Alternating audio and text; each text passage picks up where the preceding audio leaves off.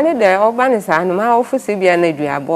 parents thought it was a curse, so I was left to my fate. The man who got me pregnant also abandoned me. I have never set eyes on him again.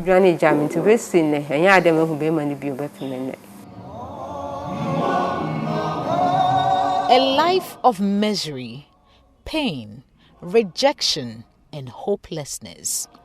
That was Rebecca QUAYSON's story with obstetric fistula.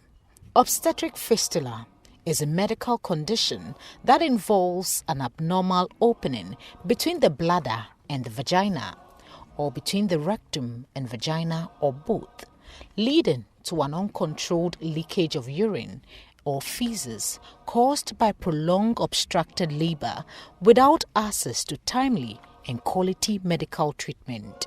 For more than 25 years, Rebecca lived with this devastating medical condition. But her woes are over now. This life-changing experience is as a result of a 40,000 Ghana cedis donation from a JoyNews viewer to support free medical treatment and surgeries for Rebecca and 9 other women at the Mercy Women's Catholic Hospital in Mankessim. By God's grace, everything is fine now. I no longer leak feces. How are you? Dr. Felix Bowo is an obstetrician gynecologist and a fistula surgeon at the Mercy Women's Catholic Hospital. According to Dr. Bowo, it was quite a successful procedure. At this center, we take care of obstetric fistula patients. And then one of the challenges that we have in taking care of them is raising funds for their operation, which includes pre-op operation, the operation itself, and the post-op care. So we got a philanthropist who, after she had listened to the story of these women, volunteered or decided to support the care or the surgery for 10 patients or 10 women who had these conditions. So this is how we got the support to have this session done. In fact, we were happy when we got the support. And then there were 10 in all, so they were all done the same day. And I must say that it was quite successful, though we had some few ones that theirs were more complicated. So I had to spend about 5 hours in repairing one of them. But otherwise, most of them, it went well. One also had a combination of leaking urine and then feces. So we had to have 2 surgeries at the same time, which also took some time. Otherwise, generally, it was quite successful. That's on the day of the surgery. Then the post-op care, post-operative care, so I must say has been very good. They've all been doing well. For many of these fistula patients with low socio-economic status, getting their surgeries done seemed like an impossible reality. Dr. Bowo explains that this is due to the huge cost associated with the procedure before and after surgery. We always create the notion that it's on insurance, so why make noise about it? Go get insurance and get it and get the surgery done. But it's not like that.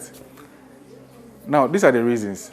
So, first of all, patients or women who develop this condition, people with very low socioeconomic status, if you speak to the patients here, you get to know what they do. Some are not working, some are peasant farmers, they've been divorced because no man will want to live with a woman leaking urine. So they've been divorced.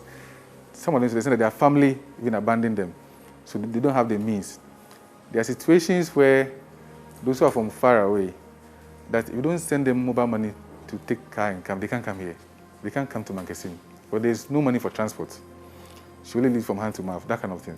So this transport, insurance will not take care of. Insurance doesn't think about how you get to hospital. It's the least of its worries. But you need to get the person money to come. So that's an aspect of the cost. Now, when they get here, they go to the pre-op preparation. Because they've had it for a long time, we tend to do very extensive pre-op preparation for them. Like I said, we have to check their kidney, check their heart, check their liver, do infectious screening, make sure that they don't have any infections. And all these are costs that have to be paid by somebody. All that it will cover for is what they call service charge. And to them, all these things should be covered by it. But if you break it down, what they pay for the fistula care cannot take care of all these lab tests.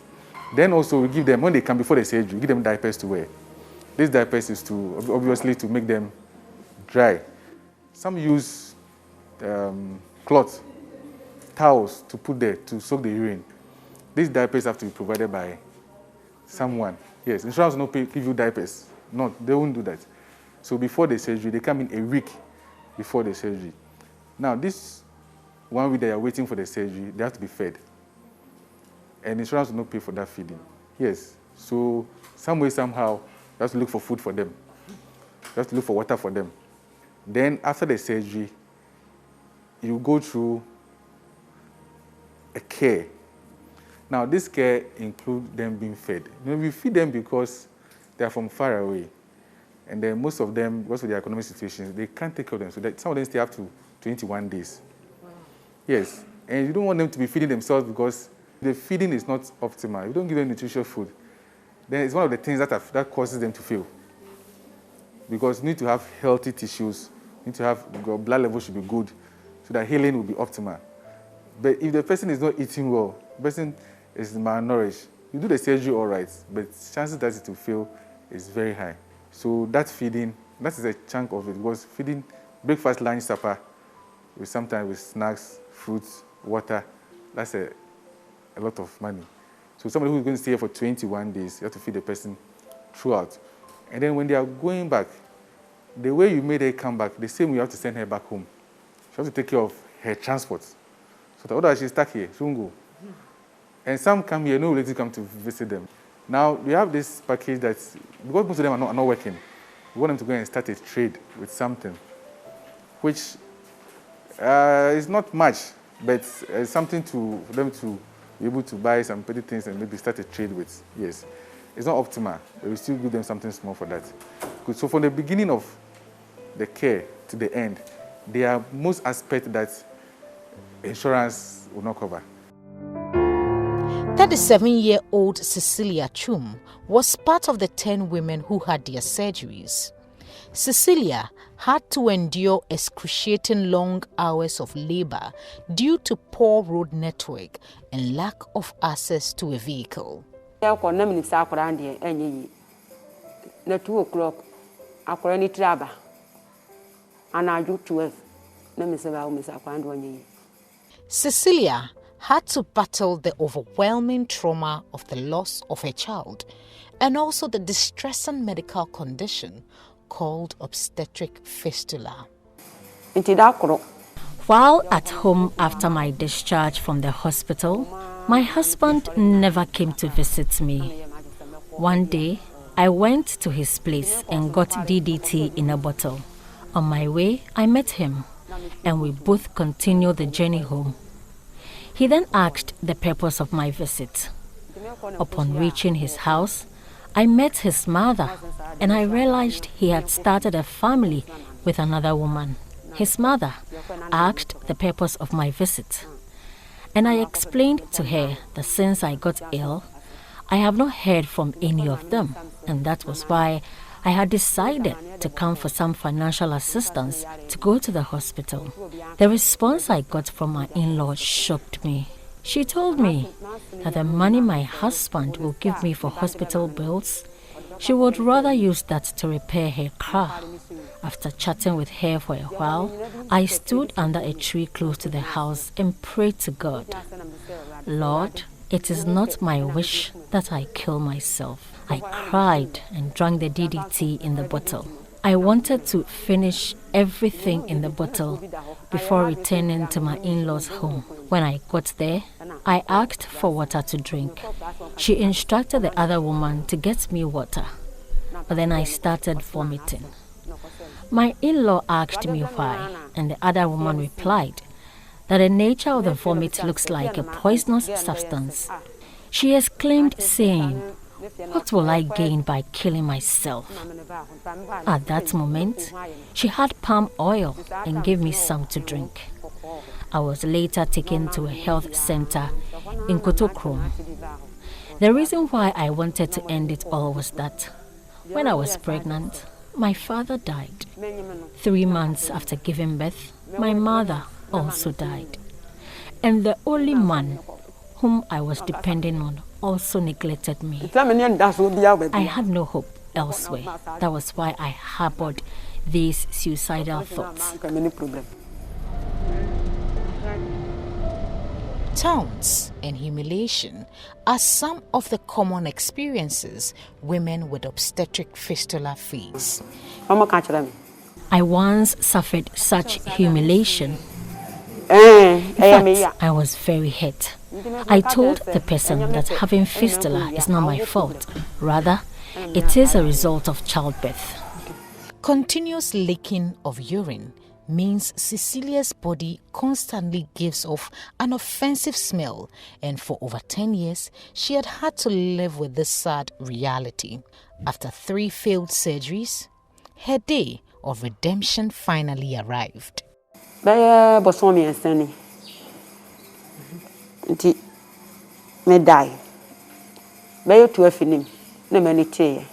months ago, I woke up from my sleep at around 12 p.m.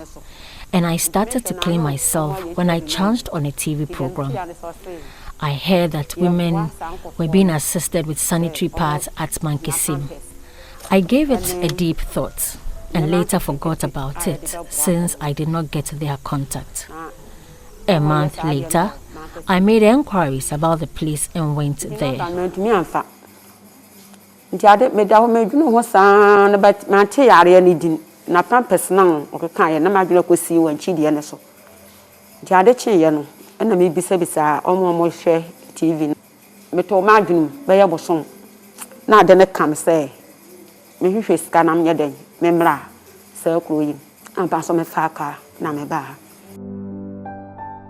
Today, Cecilia's years of despair and misery have all come to an end as a result of the successful surgery.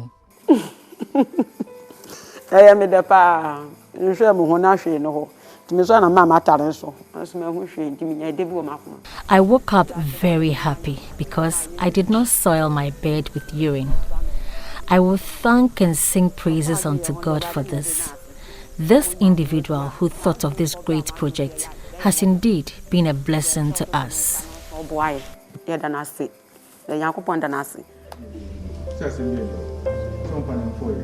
Most of these women often live with an untreated fistula for a number of years and in some cases grow old with it. That was the situation of 62-year-old Comfort Kofi, who is a cocoa farmer. She is also part of the women to have had the successful surgery.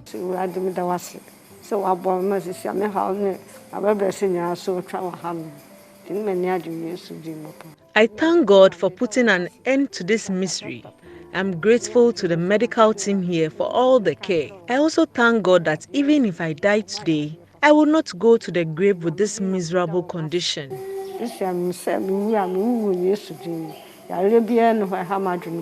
Having lived with this condition for more than 40 years, Comfort says she had to use all her savings to finance her previous failed surgeries. It was not even successful. All my finances depleted as a result of this condition. Even sometimes, money to buy food was a problem. In many cases, women with obstetric fistula are neglected by their spouse. That was the fate of Comfort. He left me when he realized I had this condition. No man will be happy to stay with a woman who loses a baby during childbirth and also develops this condition as a result.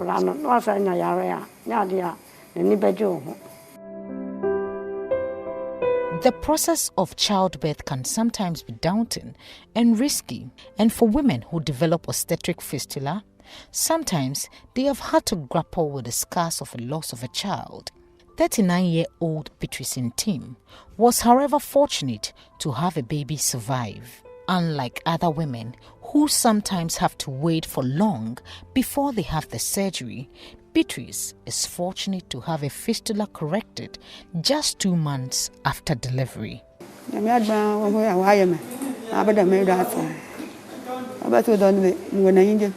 Since I had my surgery, I no longer leak urine. I am very happy now and grateful to God because my first fistula surgery has been successful. In fact, I'm fortunate because some of the women here had lived with the condition for many years, while some also have had failed surgeries.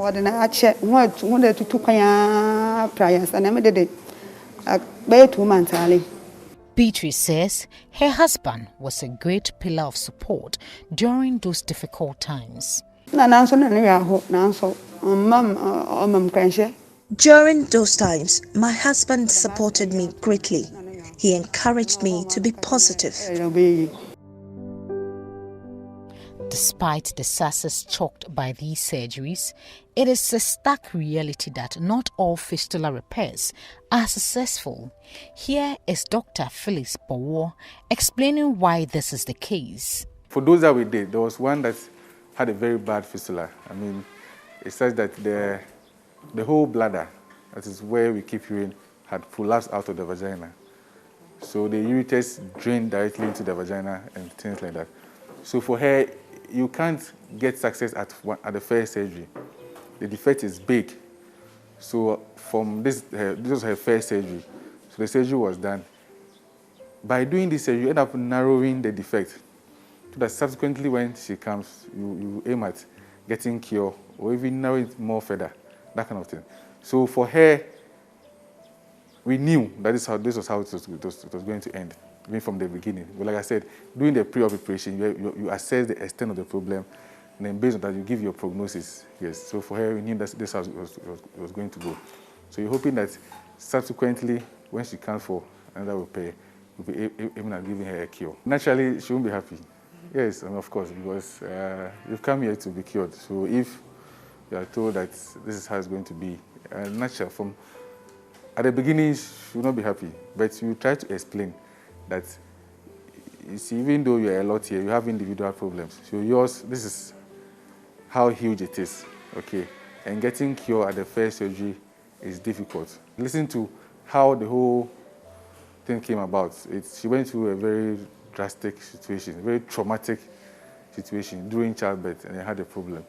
So because the problem was there for a long time, she had prolonged labor, obstructed labor for almost 48 hours, which is, I mean, very, very, very bad. 50-year-old Amasewa was part of the 10 women who have benefited from the free medical treatment at this fistula center.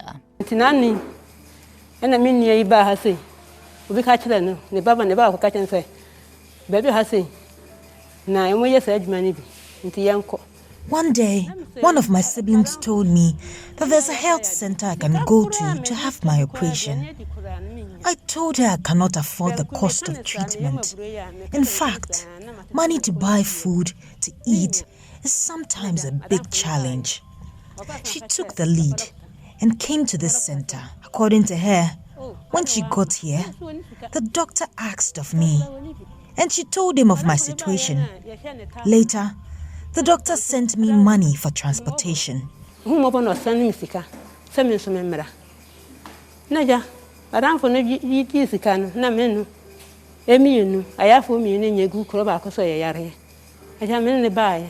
Amma was not fortunate like the other 9 fistula patients whose surgeries were successful. I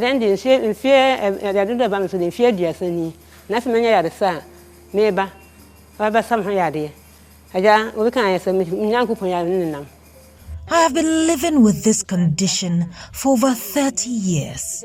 I was therefore hopeful of getting cured from it. But unfortunately, mine was not successful. I pray God makes the next surgery a success.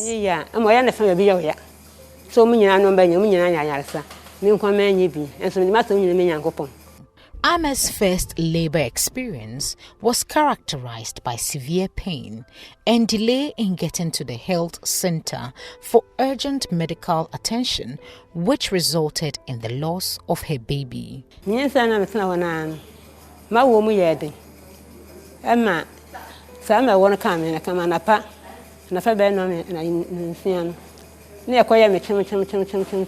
I was in labor for many hours. Later, I I was put on a cloth and taken to the health center.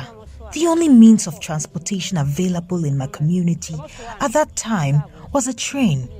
When I got to the health center at Dunkwa, I was unconscious. I had to be operated on. I was later told that the child did not survive. Later, I realized my bed also gets wet. I was on admission for some time.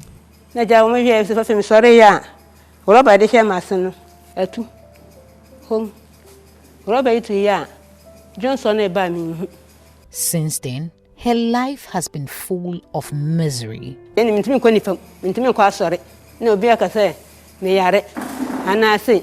unable to attend social gatherings. To avoid any embarrassment, I avoid social gatherings. I'm sad because of this situation I find myself in. It is through childbirth that I unfortunately got this condition. For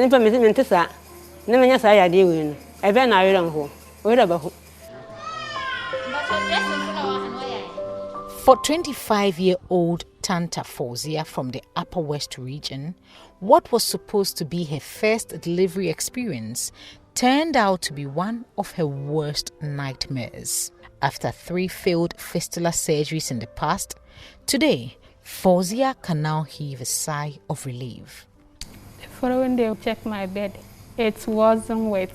I feel happy. I say, God, thank you. Fawzia and other women have been given second chance to live dignified and fulfilling lives. But for the other women living with obstetric fistula in Ghana, they have to wait till their day of liberation comes. Until then, they have to bear the brunt of this devastating and humiliating childbirth injury. Another Joy News viewer in the United Kingdom sent some sanitary product to be given to these women.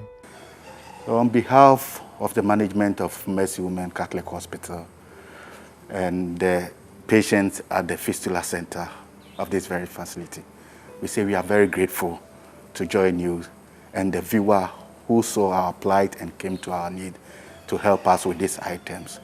In fact, it will come a long way to relieve a lot of the pressure that comes along with these kind of surgeries. And we are hoping, just as Oliver Trace will say that Oliver Trace asked for more, that other viewers all over the world will also come to our need. Beryl Ernestina Richter's report for Joy News.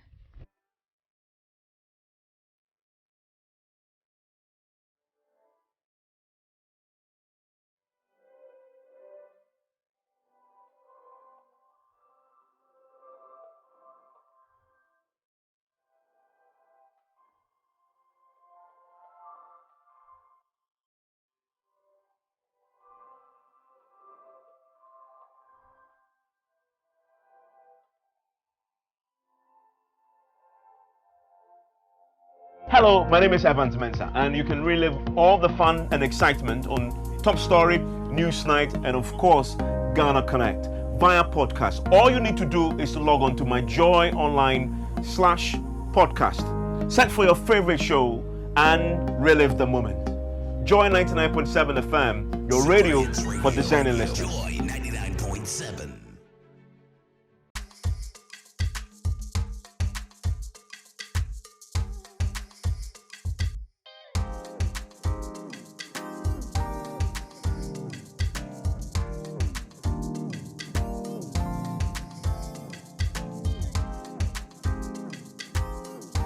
Up close on Reason is Jesus.